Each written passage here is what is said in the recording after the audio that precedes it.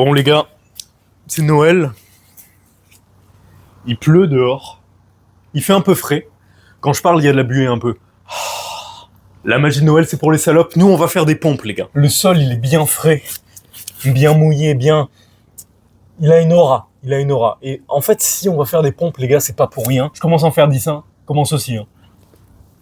En fait, c'est pas une question de sport, c'est une question de mental. Parce qu'en fait, je me suis rendu compte que la magie de Noël, tous ces trucs-là, il y avait un peu une faille dans la façon dont on le fêtait. Et en fait, c'est vraiment... Il y a vraiment quelque chose d'intéressant. Les gars, vous allez voir, c'est pas des conneries. La magie de Noël, c'est quoi, les gars? La magie de Noël, c'est la famille, c'est les repas, c'est le machin. Ok. Mais le centre de tout ça, faut pas qu'on l'oublie, les gars. Ça reste la famille.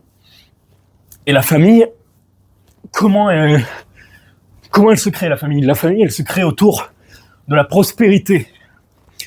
La prospérité se crée autour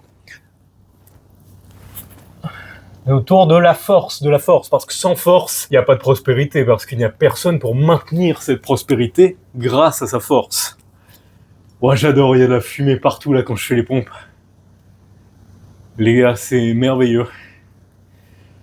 Et honnêtement, je pense qu'il n'y a pas de meilleur moyen d'essayer de maintenir un petit peu sa force comme ça, que de un dans la régularité, mais également dans l'extrême.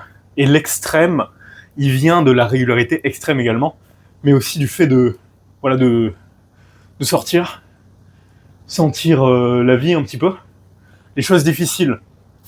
Et je pense en fait, au lieu de manger du foie gras ensemble et tout, on devrait juste faire des pompes en famille pour symboliser un petit peu la force. Mais bien sûr, la pompe elle est symbolique, les gars.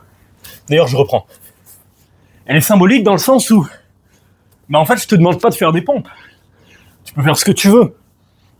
Mais fais quelque chose qui symbolise et qui représente justement la discipline dont tu as besoin pour avancer, pour construire la prospérité et le foyer que tu as envie d'avoir. J'ai envie de dire, ce serait même encore mieux de juste travailler. Si ton objectif il est plus financier, par exemple. Parce que si jamais tu as déjà la santé physique, tu t'entraînes déjà, c'est pas 100 pompes qui vont changer ça, tu vois, c'est plus le fait de travailler.